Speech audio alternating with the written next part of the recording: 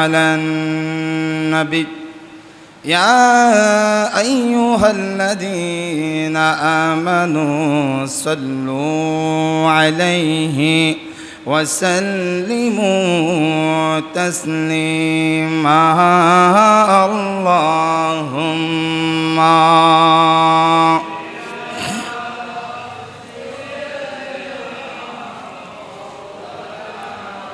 وعلى آل سيدنا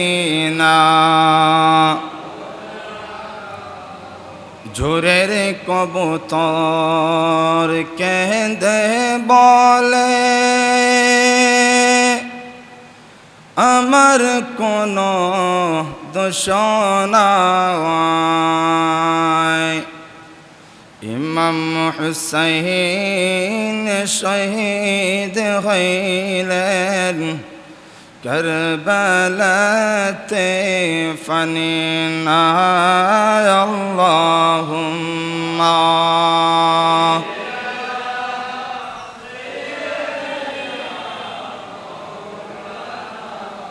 মুহাম্মদ ওয়া আলা আলি সাইয়্যিদিনা আল্লাহ নিজে আশিক হইয়া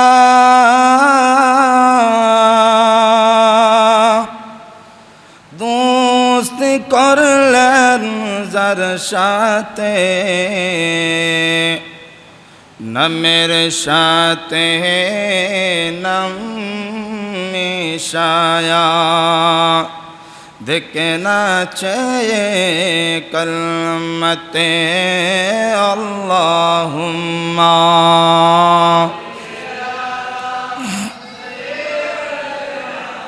মাওলানা মুহাম্মদ ওয়া আলা আলিহি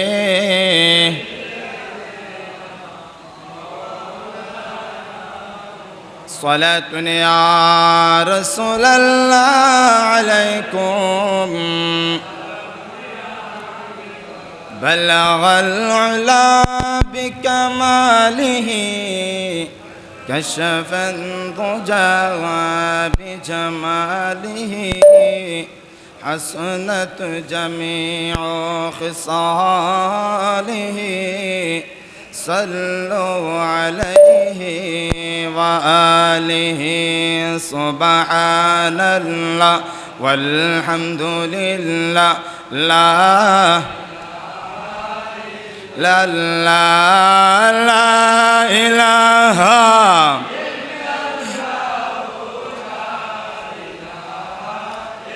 لا لا لا إله لا إله لا لا إله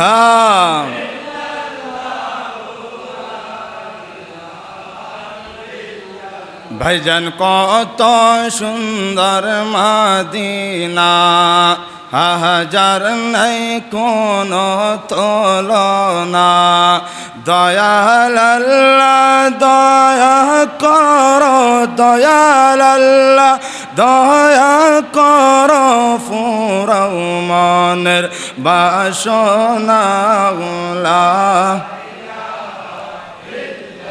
লা ইলাহা লা ইলাহা ইল্লাল্লাহু মুহাম্মাদুর রাসূলুল্লাহ সাল্লাল্লাহু তাআলা আলাইহি ওয়াসাল্লাম।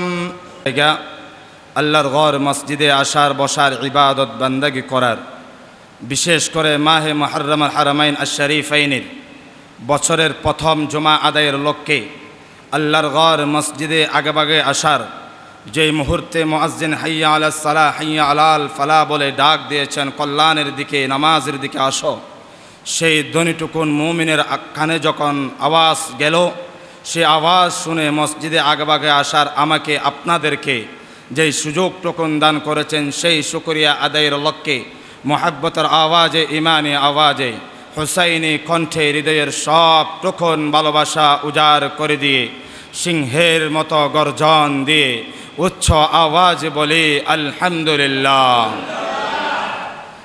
সাথে সাথে লক্ষ কোটি দরুদ সালাম উম্মতের কান্ডারি নবী, মায়ার নবী, হাউদে কাউসারের মালিক নবী, আফতাবে নবুয়ত, শাহিন শাহে রিসালাত, শামসিদ দুহা, বদরিদ দুজা, সদরিল উলা, কাহফিল ওয়ারা, নূরিল ওয়ারা, আকা মুহাম্মাদুর রাসূলুল্লাহ সাল্লাল্লাহু আলাইহি ওয়াসাল্লাম নূরানি কদম মুবারকে সুদূর বাংলার জমিনের গুন্দিব খাজে আসগর আলী মসজিদের কোনায় বসে বসে ইয়া রাসূলুল্লাহ, ইয়া হাবিবাল্লাহ বলে বলে সালাতু সালাম পেশ করেছি।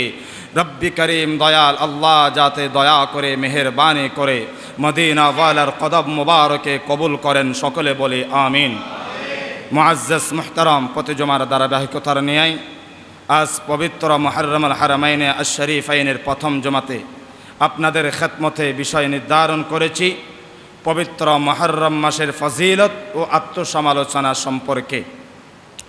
আলোচনা শুনে সর্বপ্রথম আমাকে আপনাদেরকে বাস্তব জীবনে, পারিবারিক জীবনে, রাষ্ট্রীয় জীবনে, সামাজিক জীবনে হুসাইনের সৈনিক হয়ে বাকি জীবনটুকুন রসুল আরবি সাল্লাল্লাহু আলাইহি ওয়াসাল্লামের নূরানি কদম মুবারকের চরণ নিয়ে, আদর্শ নিয়ে, আকীদা নিয়ে বাকি জীবন অতিবাহিত করার তৌফিক দান করুক, আমিন। সম্মানিত হাজিরিন, আজকে আলোচনা করব, মূল পর্ব হলো 60টি। মূল বিষয় মুহররম মাসের ফজিলত ও আত্মসমালোচনা। এই পয়েন্টকে, এই বিষয়কে কেন্দ্র করে আমি 60টি পর্বে বিভক্ত করেছি। তার মধ্যে 1 নম্বর হলো মুহররম মাসের ফজিলত ও আত্মসমালোচনা। 2 নম্বর হলো চিন্তা করা দরকার বছরটি কিভাবে সমাপ্ত হলো, কিভাবে আমরা কাটিয়েছি।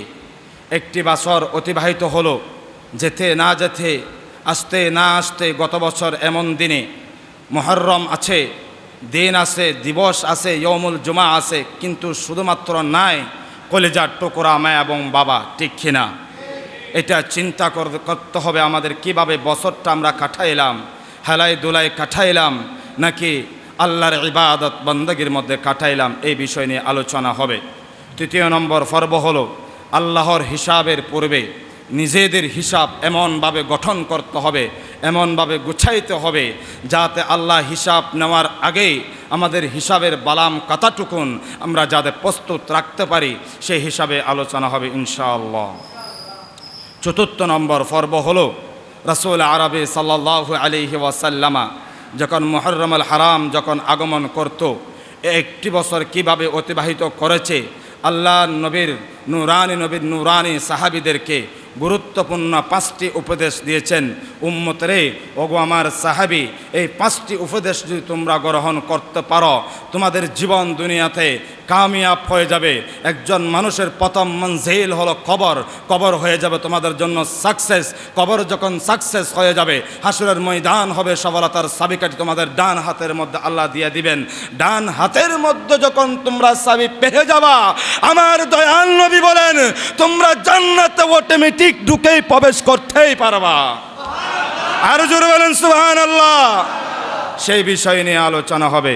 5 নম্বর হলো এই 5টি উপদেশ দেওয়ার পরে আল্লাহর নবীর দরবারে সাহাবায়ে কেরাম আরজ করলেন, ইয়া রাসূলুল্লাহ, অন্য আর কোনো উপদেশ আছে কিনা? আমার দয়াল নবী নবুয়তের জবানে এলান করে দিয়েছেন, উম্মতরে তোমরা যতই প্রশ্ন করতেই থাকবা, আমি দয়াল নবী ততই প্রশ্নের উত্তর দিতেই থাকবো। তখন আমার নবী আরো 9টি প্রশ্নের উত্তর দিয়েছেন, সুবহানাল্লাহ। 9টি আমলের কথা বলেছেন। এটাই হলো 5 নম্বর পর্ব। 6 নম্বর পর্ব হলো মুহররম মাসের গুরুত্ব। এই মুহররম মাস কেন দামি হয়েছে, 4টি মাসের মধ্যে অন্যতম মাস কেন বলা হয়েছে, এই সম্পর্কে আলোচনা। 7 নম্বর হলো আশুরার রোজা সম্পর্কে আলোচনা করব। এই 7টি পর্বকে কেন্দ্র করে, সময়কে সামনে রেখে অল্প সময়ের মধ্যে মূল আলোচনার টপিকটুকুন আপনাদেরকে বুঝাইয়ে আমরা বাস্তব জীবনে আমল করার তৌফিক দান করুক।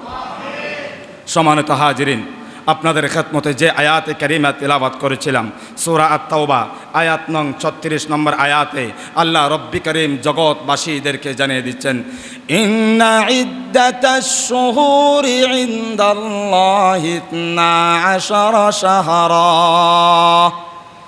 রব্বুল আলামিন বলেন, ও বান্দা, আমি আল্লাহ এই মাসটুকুন দুনিয়ার কোনো বানানো মাস নয়, দুনিয়ার কোনো ডাক্তার ইঞ্জিনিয়ার কবিরাজের কোনো বানানো মাস নয়। ইন্না ইদ্দাতাশ শুহুরি ইনদাল্লাহি 12 শাহরা। আমি আল্লাহর কাছে, আমি আল্লাহ এই 12টি মাসকে আমি আল্লাহর পক্ষ থেকে নির্ধারণ করে দিয়েছি। আল্লাহ আপনি কখন থেকে এই 12টি মাস নির্ধারণ করলেন? মুহররম, সফর, রবিউল আউয়াল, রবিউল সানি, জামাদুল উলা, জামাদুল সানি, এই বাবু করে ধারাবাহিক বাবা আপনি কখন থেকে এই মাসটুকু নির্ধারণ করলেন? আল্লাহ কালাম দিয়ে জানিয়ে দিচ্ছেন, ফি কিতাবিল্লাহি ইয়াউমা খালাকাস সামাওয়াতি ওয়াল আরদ। আল্লাহ রব্বুল আলামিন বলেন, বান্দা, আমি আল্লাহ আসমান বানাই নাই, জমিন বানাই নাই, লৌহ বানাই নাই, কলম বানাই নাই। যে তারিখ থেকে আমি আল্লাহ আসমান এবং জমিন বানাইলাম সেই তারিখ থেকে 12টি মাস আমি আল্লাহ কালামে মজিদ দিয়ে ঘোষণা দিয়ে দিয়েছি। রব্বি করিম আপনি এই কালামে মজিদ দিয়ে 12টি মাসের কথা উল্লেখ করলেন, তার মধ্যে ফজিলত মণ্ডিত কোনো মাস আছে কিনা? আমার আল্লাহ উত্তর দেন, মিনহা আরবাআতুন হুরুম। ও বান্দা, 12টি মাসের মধ্যে অন্যতম মাস হলো 4টি মাস। কয় মাস? 4টি মাসকে আল্লাহ বড় সম্মানিত মাস করেছেন। 1 নম্বর মুহররম, রজব, জামাদুল উলা, রজব, জিলকদা, জুলহিজ্জা। কয়টি মাস? মুহররম, রজব, জুলকদা, জুলহিজ্জা। এই 4টি মাসকে আল্লাহ সম্মানিত করেছেন। আল্লাহ আপনি কেন সম্মানিত করেছেন? এক এক মাসের সাথে এক এক নিসবত। আর মুহররম মাস কেন আল্লাহ আপনি এত সম্মানিত করলেন? আল্লাহ নবী নবুয়তের জবানে এলান করলেন, একদা আল্লাহর প্যার রাসূলের কদম মুবারকে জিবরাইল আমিন তাশরিফ আনলেন। আনার পরে, ইয়া রাসূলুল্লাহ, ইয়া হাবিবাল্লাহ, আমার আল্লাহ আপনার কাছে মেহমান হিসাবে আমি জিবরাইলকে পাঠিয়েছেন।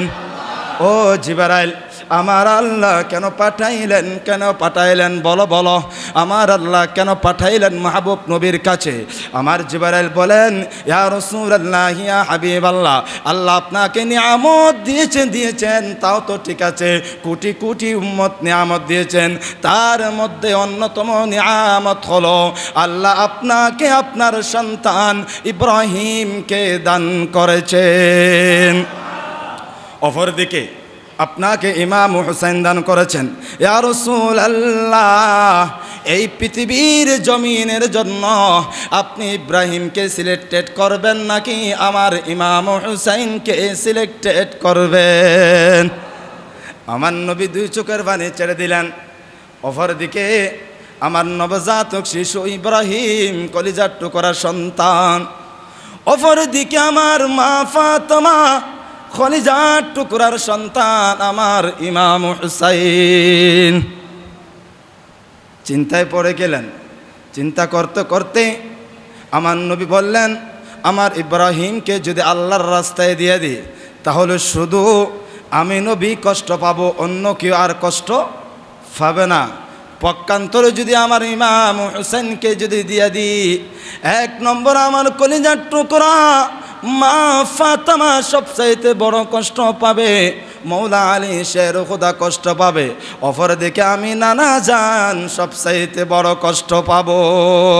ও জিবরাইল, না না, আমার ইমাম হুসাইনকে আমি দেব না, আমার ইব্রাহিমকে আল্লাহর রাস্তায় আমি বাবা হয়ে দিয়ে দিলাম।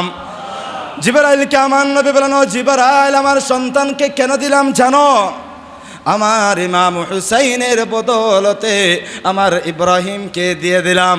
আর পক্ষান্তরে আমার ইমাম হুসাইনকে কেন রাখলাম জানো নি? আমার ইমাম হুসাইনকে রাখলাম এই জন্য, কোটি কোটি উম্মতের জন্য। আমার ইমাম হুসাইনকে কারবালার ময়দানে শাহাদতের মাধ্যমে আমার উম্মতরা কিয়ামতের ময়দানে ইয়া রাসূলুল্লাহ বলে বলে স্লোগান দিয়ে আলান সালান মারহাবা বলে বলে আমার রসুল পাকের আমি নবীর প্রশংসা গায়ে গেয়ে মাকামে মাহমুদের পতাকা হাতে নিয়ে জান্নাতে প্রবেশ করানোর জন্য আমার ইমাম হুসাইনকে আমি নবী আমার উম্মতের জন্য কুরবানি দিয়ে দিয়েছি।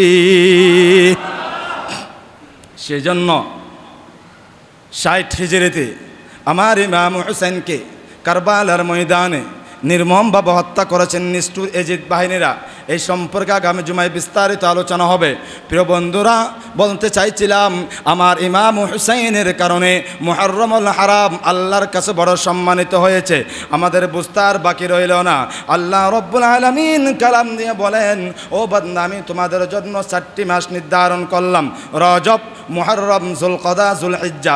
এই 4টি মাসে মুহররম মাসের বর্ণনা আমি আল্লাহ তোমাদেরকে ওপেন করে দিচ্ছি। আল্লাহ কালামে মাজিদ দিয়ে জানিয়ে দিচ্ছেন শুধু মুহররম সংগঠিত হবে তা না, কারবালার ময়দান সংগঠিত হবে তা না, 73 ফেরকা হবে। কিয়ামতের পূর্ব মুহূর্তে আমি আল্লাহ 18,000 মখলুকাত সৃষ্টি করেছি। এই 18,000 মখলুকাতের মধ্যে কেউ থাকবে হিন্দু, কে থাকবে বুদ্ধিস্ট, কে থাকবে খ্রিস্টান, এইভাবে 36 জাতি হবে। 36 জাতির মধ্যে কোন জাতি কোন দল আমি আল্লাহর কাছে গ্রহণযোগ্যতা হবে সেই সম্পর্কে রব্বি কারীম কালাম দিয়ে বানিয়ে দিচ্ছেন, যালিকাদ্দীনুল কাইয়্যুম। সুবহানাল্লাহ বলেন না, যালিকাদ্দীনুল কাইয়্যুম। ও বান্দা, এটা সুপ্রতিষ্ঠিত দিন। আল্লামা জালালউদ্দিন সুয়ুতি, আল্লামা জালালউদ্দিন রুমি, আব্দুল্লাহ বিন আব্বাস রাদিয়াল্লাহু তাআলা আন, তাফসীরে মুফাসসিরিনের মধ্যে রাইসুল মুফাসসিরিন, হাদিস বিশারতের মধ্যে রাইসুল মুফাসসিরিন, আল্লাহর নবীর এই বিখ্যাত সাহাবী হযরত আব্দুল্লাহ বিন আব্বাস বলেন, যালিকাদ্দীন, দিন বলতে গিয়ে রব্বি কারীম কালাম দিয়ে বুঝিয়ে দিচ্ছেন, আল ইয়াউমা আকমালতু লাকুম দীনাকুম ওয়া আতমামতু আলাইকুম নি'মাতি। সুবহানাল্লাহ। এখানে দিন বলতে বোঝানো হয়েছে শুধু ইসলামকে আল্লাহ বুঝাইছেন। এই ইসলাম জিন্দা কখন হবে? কারবালার ময়দানে 60 হিজরিতের মধ্যে আমার ইমাম হুসাইনের শরীর মুবারক থেকে রক্ত বাইর হয়ে যাবে। রক্ত মুবারক এমনভাবে বাইর হবে শরীর থেকে একেবারে নিতর দহসর জমিনের মধ্যে পড়ে যাবে। ওই কারবালার ময়দান থেকে এই ইসলাম আবার পুনরুজ্জীবিত লাভ করবে। সুবহানাল্লাহ। সেজন্য একজন শায়ের বলেন, যালিকাদ্দীনুল কাইয়্যিম, দিন মানে আই বাবানা ইসলাম। ইসলামের মধ্যে আমরা প্রবেশ করলাম, মায়ের গর্ভে ছিলাম। আল্লাহ যদি চাইতো একজন হিন্দু মায়ের গর্ভে জন্ম দিতে পারতো, আল্লাহ যদি চাইতো একজন খ্রিস্টান মায়ের কাছে জন্ম দিতে পারতো, আল্লাহ যদি চাইতো একজন ইহুদি মায়ের গর্ভে জন্ম দিতে পারতো। আল্লাহ না না না না, আল্লাহ এত দয়া করেছেন, এত মহব্বত করেছেন, আমার এবং মা এবং বাবাকে মুসলমান হিসাবে দুনিয়াতে পাঠিয়েছেন। সেজন্য একজন শায়ের কত সুন্দর করে বলেন, ওই কুটিহীন নীলাকাশ ভুবন মাঝে তুমি কুদরতি ইশারায় রেখেছ। সুবহানাল্লাহ বলেন না।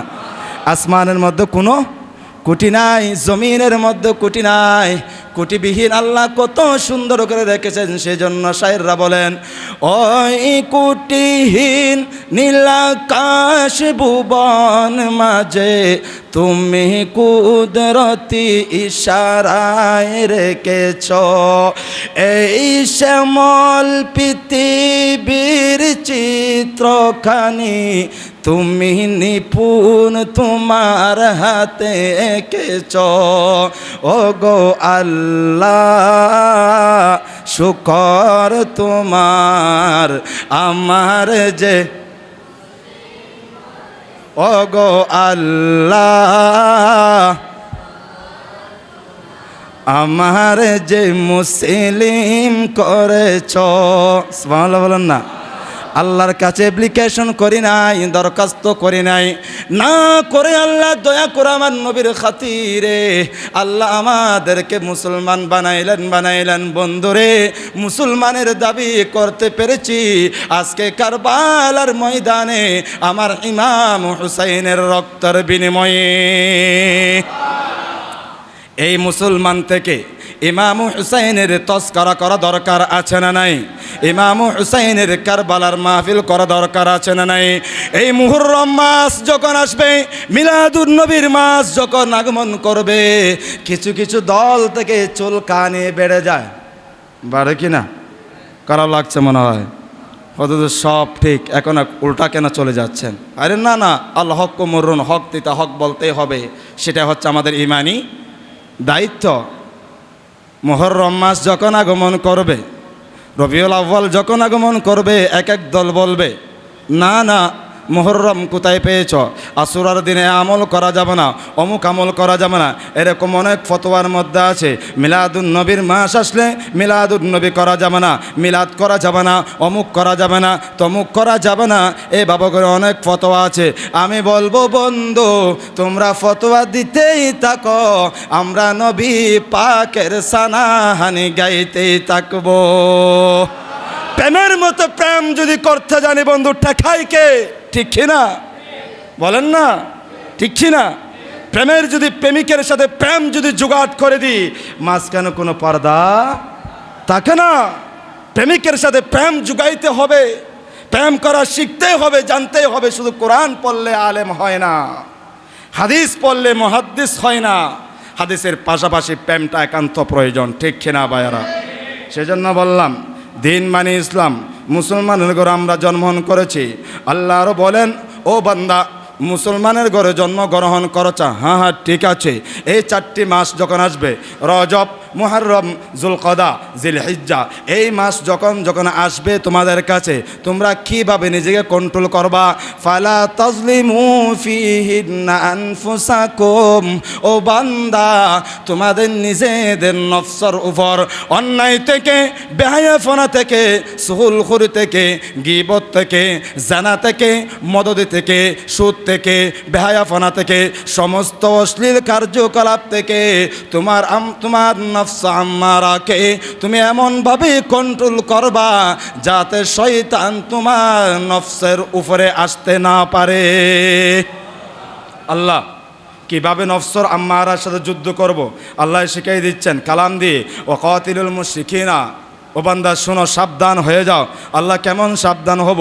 আল্লাহ বলেন, ওয়াকাতিলুল মুশরিকিনা, শয়তান যারা আছে, কাফির যারা আছে, ইহুদি যারা আছে, মুনাফিক যারা আছে, জালেম যারা আছে, বেহায়াপনা যারা আছে, জুলুমবাজ যারা আছে, সুতিয়াখুর যারা আছে, সুহুলখুর যারা আছে, গীবতকারী যারা আছে, জানাকারী যারা আছে, তারা তোমাদের বিরুদ্ধে যুদ্ধ করবে। ওয়াকাতিলুল মুশরিকিনা কাফা, তোমাদের বিরুদ্ধে যুদ্ধ করবে। তোমাদের বিরুদ্ধে যখন তারা যুদ্ধ করবে, তুমি কি বসে থাকবা? তোমরা কি বসে বসে থাকবা? না না, কামা ইউকাতিলুনাকুম কাফা, বাতিলরা যেভাবে তোমাদের বিরুদ্ধে কলম ধরবে, জিহাদ করবে, তোমরা তোমাদের কন্ট্রোলকে করার জন্য, নফসকে কন্ট্রোল করার জন্য তোমরা তাদের বিরুদ্ধে যুদ্ধ করো। আল্লাহ তাদের বিরুদ্ধে যুদ্ধ করতে গিয়ে যদি আমার কোনো মুমিন ভাই, আমার বা আমার মামা, আমার নানা, আমার খালা, আমার আত্মীয় স্বজনদের শাহাদাত বরণ করে কোনো একটি ক্ষতিগ্রস্তের মধ্যে হবে, আল্লাহ তাদের পক্ষে নিয়ামত কি দিবেন? আল্লাহ বলেন, বান্দারে, তুমি যখন ইসলামের বিরুদ্ধে কথা বলবে, ওই বিরুদ্ধে যখন তুমি প্রতিবাদের কণ্ঠস্বর হয়ে যাবা, আমার আল্লাহ বলেন, ওয়ালামু, ও বান্দা জেনে রাখো, আন্নাল্লাহ, নিশ্চয় আমি আল্লাহ, আমি আল্লাহ। আল্লাহ কেমন আল্লাহ? আপনি আল্লাহ বলেন, আমি আল্লাহর কোনো খালেক নাই, আমি আল্লাহর কোনো মখলুক নাই। আমার হ্যাঁ হ্যাঁ মখলুক আছে। কেমন মখলুক? স্পেশাল কিছু মখলুক। আমি আল্লাহর কিছু আকার নাই, আমি আল্লাহ নৈরাকার, আমি কাউকে জন্ম দিই নাই, কারো চোখে জন্মগ্রহণ করি নাই। এমন আল্লাহ বান্দার ক্ষমতা যেখানে শেষ, আমি আল্লাহর ক্ষমতা সেখানে শুরু। ও বান্দা, আমি আল্লাহকে যদি মেনে থাকো, আমি আল্লাহ তোমাদের পক্ষে কেমন থাকবো জানো? আন্নাল্লাহা মাআল মুত্তাকিন, 36 জাতির মধ্যে একমাত্র মনোনীত ধর্ম হলো ইসলাম। ইসলামের মধ্যে অনেক ভাই ডিভাইডেড হয়ে যাবে, 73 ফেরকাই ডিভাইডেড হয়ে যাবে। এক ফারকা হবে আহলুস সুন্নাত ওয়াল জামাত। হাদিসের ভাষ্যর দিকে যাচ্ছি না। এক ফারকা যদি ওই ব্যক্তির মধ্যে যদি তাকওয়া থাকে, আল্লাহর প্রিয় রাসূলের আইনকে যদি দুনিয়াতে বাস্তবায়ন করে, হুসাইনের আইনকে যদি বাস্তবায়ন করে, আল্লাহ বলেন বান্দা আমি আল্লাহকে তোমাদের কাছে পেয়ে যাবা। এই হলো হায়াতের সরল অনুবাদ। তাফসীরের দিকে যেতে পারছি না, সময় স্বল্প। আল্লাহর নবীর দরবারে সাহাবায়ে কেরাম আরজ করলেন, ইয়া রাসূলুল্লাহ, ইয়া রাসূলুল্লাহ, পৃথিবীর জমিনে কোন ব্যক্তি সবচাইতে বোকা? কোন ব্যক্তি সবচাইতে বোকা, অলস, জানে না, বেকুফ টাইপের? আল্লাহর রাসূল বলেন, হায়াত থাকতে নিজেকে যতক্ষণ সংশোধন করতে পারে নাই, ওই ব্যক্তি হলো সবচাইতে বড় বোকা। ঠিক কিনা? এরকম সমাজে মানুষ আছে না নাই? পর্যালোচনা করলে, একটু গাড়াগাড়ি করলে সমাজের মধ্যে অনেক মুখোশধারী মুনাফিক বাহির হয়ে যাবে। ঠিক কিনা? আওয়াজ ছোটো কেন? কষ্ট লাগে আপনাদের নাকি শেষ করে দিই? আসুন, এরকম মুনাফিক আমার নবীর আমলে ছিল, সাহাবায়ে কেরামের আমলে ছিল, ইমাম হুসাইনের আমলে ছিল, গৌস পাকের আমলে ছিল, আল্লাহর আউলিয়া কেরামের আমলে ছিল, বর্তমান যুগে যুগে আমাদের আমলেও আছে। এই মুনাফিক থেকে বাঁচার জন্য আল্লাহর নবী বলেন, উম্মত তোমরা যদি এই মুনাফিক থেকে যদি বাঁচতে চাও, আমার নবী বলেন, ও উম্মত আমি তোমাদেরকে 5টি বিষয়ের শিক্ষা দিচ্ছি। এই 5টি বিষয় যদি তোমরা নিজের জীবনকে বন্ধু বানাইতে পারো, আমার আল্লাহ তোমাদেরকে জান্নাত একেবারে সহজ করে দিবেন। এখন সেই 5টি বিষয়ের টুকুন আমাদের জানা দরকার আছে না নাই? জানা দরকার আছে না নাই? আল্লাহর নবী কত সুন্দর করে হাদিসে মুবারকা জামে তিরমিজি হাদিস নম্বর 2759 আল্লাহর নবী বলেন, ইগতানিম খামসান ক্বাবলা খামসিন, 5টি জিনিসকে মূল্যায়ন করো 5টি জিনিস আসার পূর্বে। সুবহানাল্লাহ। 5টি জিনিসকে কি করো? মূল্যায়ন করো 5টি জিনিস আসার পূর্বে। 1 নম্বর, শাবাবাকা ক্বাবলা হারামিকা, তোমার যৌবনকালকে তুমি মূল্যায়ন করো বার্ধক্য সময় আসার আগে। সুবহানাল্লাহ বলেন না? এখন মুরব্বিরা আছে, দাড়িও সাদা, পাঞ্জাবিও সাদা, দাঁতও নাই, কিছুই নাই, কিন্তু বৃদ্ধ বয়সে এসে নামাজ ধরেছে। এরকম আছে না নাই? এদিকে যাচ্ছি না। সেজন্য আল্লাহর নবী বলেন, উম্মত তোমার বার্ধক্য আসার আগেই তোমার যৌবনকালকে তুমি মূল্যায়ন করো। কিভাবে মূল্যায়ন করবা? নামাজের মাধ্যমে, ইবাদতের মাধ্যমে, ভালো কাজের মাধ্যমে। এইভাবে যদি তুমি মূল্যায়ন করো, মুহাররামুল হারাম তোমার পক্ষে কথা বলবে। এটা হলো 1 নম্বর। 2 নম্বর উপদেশ হলো ওয়াসিহাতাকা ক্বাবলা সুকুমিকা। সুবহানাল্লাহ। তোমার সুস্থতাকে মূল্যায়ন করো অসুস্থতা আসার পূর্বে। তোমার শরীর অসুস্থ হওয়ার আগে তুমি যখন সুস্থ থাকবা, যথাযথ আল্লাহ এবং আল্লাহর রসুলের হক আদায় করো। এটা হলো 2 নম্বর শিক্ষা। 3 নম্বর শিক্ষা হলো ওয়াগিনাকা ক্বাবলা ফাকরিকা, তোমার ধন সম্পদকে মূল্যায়ন করো তোমার দরিদ্রতা আসার পূর্বে। সুবহানাল্লাহ। আল্লাহ বলেন, ওয়াল্লাহুল গনিয়্যু ওয়া আনতুমুল ফুকারা। বান্দা ধনী ধনী দাবি করো, কোটিপতি দাবি করো না, না, ওয়াল্লাহুল গনিয়্যু, আমি আল্লাহ ধনী, ওয়া আনতুমুল ফুকারা, তোমরা হলো সবাই গরিব। আমি আল্লাহ যা নিয়ামত দিয়েছি ওই নিয়ামতের শুকর যদি তোমরা আদায় করতে পারো। আল্লাহ কিভাবে শুকর আদায় করব? লক্ষ টাকা দিয়েছেন, হ্যাঁ দিয়েছি, বান্দা কিভাবে শুকর আদায় করবা? মসজিদ, মাদ্রাসায়, এতিম, ভালো কাজের জন্য যখন তোমার হাতকে প্রসারিত করবা, ওই মঞ্জিলে মকসুদ যখন তোমাকে ওই কবর নামক নিয়ামতের মধ্যে প্রবেশ করানো হবে, ওই দানটুকু তোমার পক্ষে আল্লাহর দরবারে কথা বলবে। এটা হলো 3 নম্বর। 4 নম্বর হলো ওয়াফারাগা ক্বাবলা শুগুলিকা। সুবহানাল্লাহ বলেন না? ওয়াফারাগা ক্বাবলা শুগুলিকা। আহা, কত চমৎকার হাদিস। আল্লাহর নবী বলেন, উম্মত তোমার অবসরকে মূল্যায়ন করো ব্যস্ততা আসার পূর্বে। তুমি অবসর আসো, সময় আছে, আজান দিয়েছে, সময় অনুযায়ী তোমার নামাজ তুমি যথাযথ আদায় করো। তুমি যদি আদায় না করো, এমন সময় আসবে তুমি আদায় করার সুযোগ তোমার জীবনে নাও আসতে পারে। সেই জন্য আল্লাহর নবী বলেন, অবসরকে মূল্যায়ন করো ব্যস্ততা আসার আগে। এটা হলো 4 নম্বর। 5 নম্বর হলো ওয়াহায়াতাকা ক্বাবলা মাউতিকা, তোমার জীবনকে মূল্যায়ন করো তোমার মৃত্যু আসার পূর্বে। আল্লাহু আকবার বলেন। বান্দা যখন সাকারাতের মধ্যে পড়ে যায়, অসহায় হয়ে যায়, ডানা থাকে শরবতের পেয়ালা, বামা থাকবে মতর পেয়ালা, শয়তানি পেয়ালা। ওই মুহূর্তে যদি বান্দার ঈমান যদি দুর্বল হয়ে যায়, কঠিন মুসিবতের মধ্যে পড়ে যাবে বান্দা। গত কিছুদিন আগে আমাদের মাঝ থেকে বিদায় নিয়েছেন শামসুল হক সাহেব, তার আগে বিদায় নিয়েছেন আরেকজন মা। এই বাবাগণি প্রতি সপ্তাহে একজন যাচ্ছে।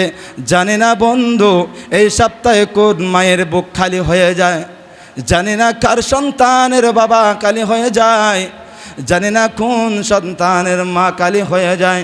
ও বন্ধু, চিন্তা করতে হবে। সেজন্য আল্লাহর নবী বলেন, উম্মতরে মৃত্যু আসার পূর্বে তোমার হায়াতকে মূল্যায়ন করো। 1 বছর চলে গেল, গত বছর কতজন, কত বন্ধু, কত আপনজন ছিল মুহররম মাসে। আজকে না আসতে মুহররম আছে, মুহররমের আলোচনা হচ্ছে, মিম্বর আছে, মসজিদ আছে, বন্ধু আছে, সমাজ আছে, কিন্তু কলিজার টুকরা বাবা নামক বড় গাছ নাই। ঠিক কিনা? কলিজার টুকরা মা নামক নিয়ামত নাই। এভাবে আমার আপনার থেকেও সেই দিকে মুসাফির হতে হবে। এই 5টি উপদেশ যদি আমাদের জীবনকে বন্ধু বানাইতে পারি, ও বন্ধু, কবর থেকে শুরু করে কিয়ামত পর্যন্ত কোনো স্টেশনে বাজার কোনো সুযোগ নাই। আল্লাহ একেবারে সহজ পন্থায় বেড়ে যাবে। এই 5টি উপদেশ দেওয়ার পরে সাহাবায়ে কেরাম আরজ করলেন, ইয়া রাসূলুল্লাহ, আর কোনো উপদেশ আছে কিনা? সুবহানাল্লাহ বলুন না ভাই, একটু মহাব্বতের আওয়াজে যত সুবহানাল্লাহ বলবেন তত ফেরেশতারা লব্বাইক লব্বাইক বলে আওয়াজ দে। আরো জোরে বলেন না ভাই। কেমন আওয়াজ দে? বাইতুল মামুরে যান না, আমাদের কিবলা হলো খানায়ে কাবা, ফেরেশতাদের কিবলা হলো বাইতুল মামুর। চতুর্পাশে ইয়াউমুল জুমার দিন যখন আসে, আমার নবীর উম্মতরা, আল্লাহর বান্দারা খানায়ে কাবায় যায়, লব্বাইক লব্বাইক বলে বলে আল্লাহকে স্বীকারোক্তি দে। আর অপরদিকে সপ্তম আসমানে বাইতুল মামুরে ফেরেশতারা, জগতের ফেরেশতারা আল্লাহর এই বাইতুল মামুরে গিয়ে সুবহানাল্লাহ বলে বলে আল্লাহর কাছে হাজিরা দে। যদি কোনো বান্দা আসমানের মধ্যে জমিনের মধ্যে সুবহানাল্লাহ যতবার বলবে, ফেরেশতারা বলে আমিন, আল্লাহ তুমি কবুল করে নাও। সুবহানাল্লাহ বলা দরকার আছে না নাই? এখন অনেক বন্ধু আছে বখিল, না শরীরের কবর হয়ে যাবে, শক্তি চলে যাবে, সুবহানাল্লাহ বলবো না, বুম ফিট করে দিলেও সুবহানাল্লাহ বাহির করবো না, বসে থাকবো, খতিব যত চিল্লে করক না কেন, তারপরে সুবহানাল্লাহ বাহির করবো না। ঠিক কিনা? হায় হায়, ঠিক বলে। হায় রে আফসোস, আছেন কোথায়? স্টেশনে আসেননি, এই জন্য তো বললি আমরা হুজুকি বাঙালি, কণ্ঠ ফাইলেই পাগল, তার কাছে আমল আছে কিনা তাকওয়া আছে সেটা যাচাই করে না। ঠিক কিনা? হুজুকিতে ঠিক বলিয়েন না, স্টেশন ঘুরাই রাখিয়েন। এটাই হলো একজন জ্ঞানী ব্যক্তির পরিচয়। ঠিক কিনা ভাইয়ারা? আবার আসুন 9 নম্বর উপদেশের মধ্যে 1 নম্বর উপদেশ, আজিলু বিত্তাওবাতি ক্বাবলাল মাউত। আল্লাহ নবী বলেন, উম্মত, মৃত্যু আসার আগে বেশি বেশি তওবা করো। বেশি বেশি কি করো? তওবা করো। বন্ধুরে, ওয়াজ শুনি সব ঠিক আছে, ফজরের নামাজ কয়জনে পড়েছি? হুজুর এই তো স্টেশনের বাইরে চলে গেলেন, লাগাই দিলেন এটিএম বুম। হক কথা বললে গরম ভাতে বিলাই বাজার, হক কথায় মানুষ বাজার, শুধু মানুষ না মুনাফিক বাজার। ঠিক কিনা? আমি বলি মানুষ বাজার নয়, মানুষ নামে যে মুনাফিক আছে ওই সমস্ত মুনাফিকটা বাজার। ঠিক কিনা? তাদের ভালো লাগবে না আমার কথাগুলা।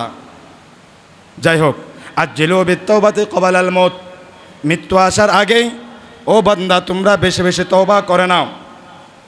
এটা 1 নম্বর।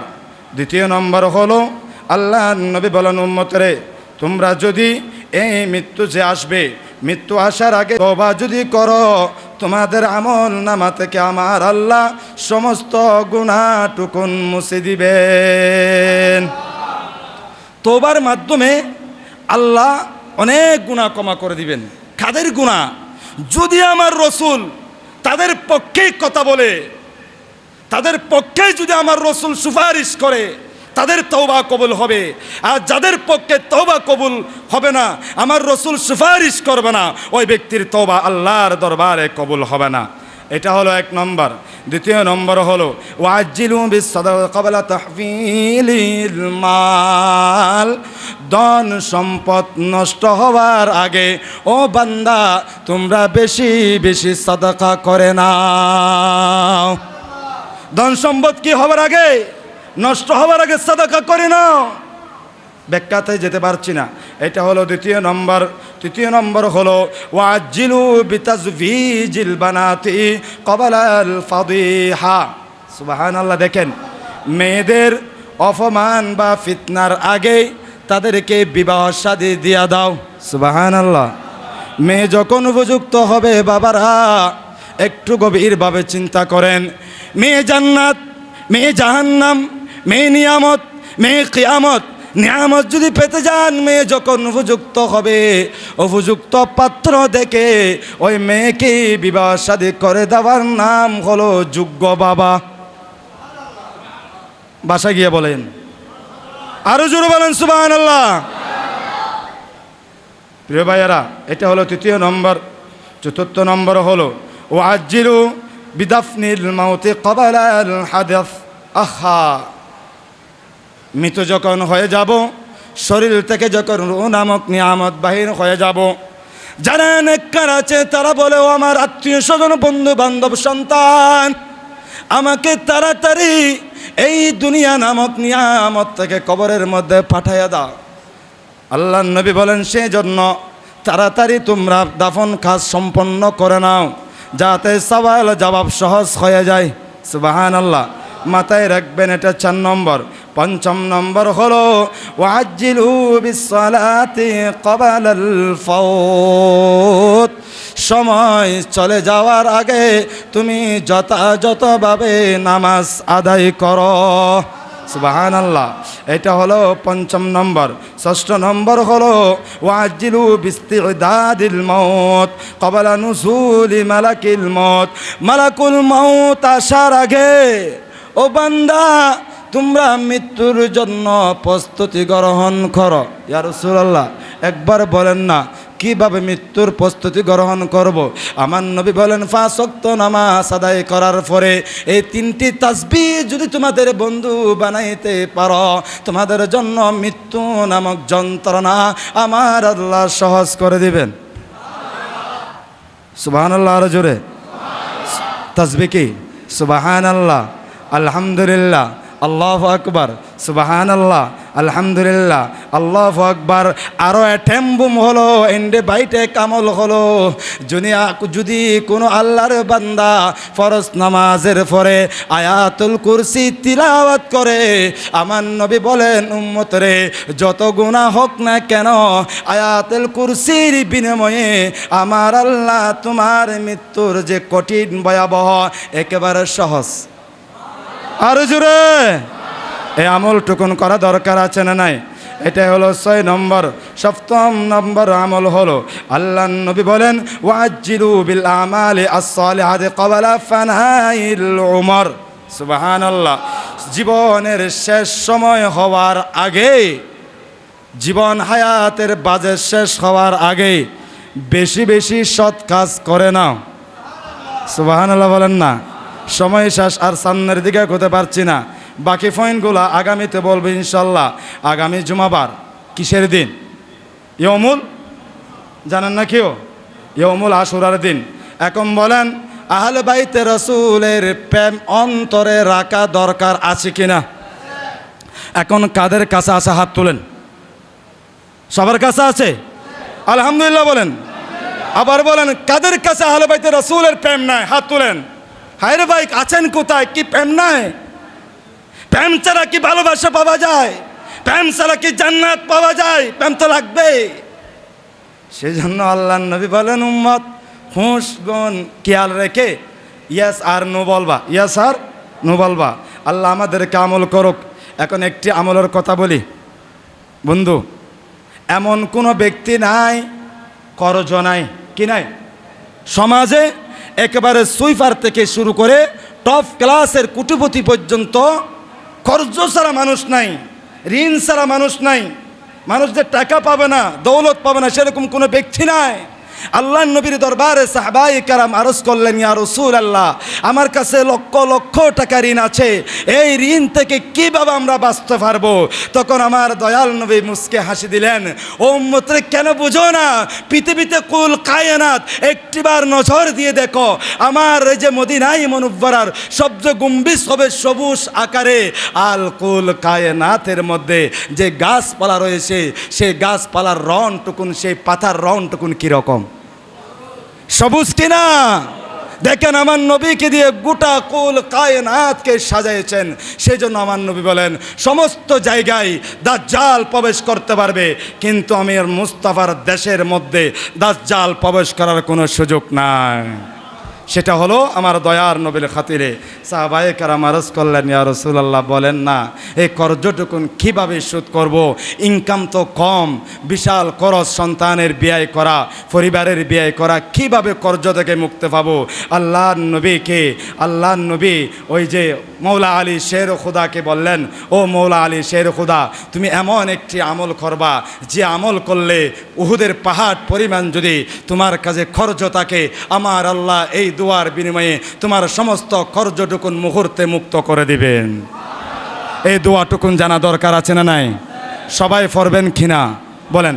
আল্লাহুম্মা কফিনি বিহালালিকা আন হারামিকা ওয়া আগনিনি বিফাদলিকা আম্মান সিওয়াক। সুবহানাল্লাহ। আল্লাহুম্মা কফিনি বিহালালিকা আন হারামিকা ওয়া আগনিনি বিফাদলিকা আম্মান সিওয়াক। সুবহানাল্লাহ বলেন।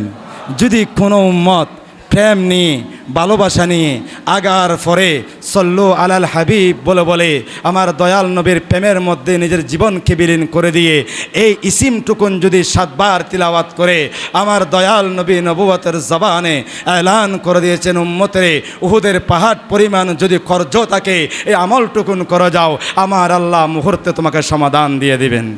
সুবহানাল্লাহ ওয়া মা আলাইনা ইল্লাল বালাগ।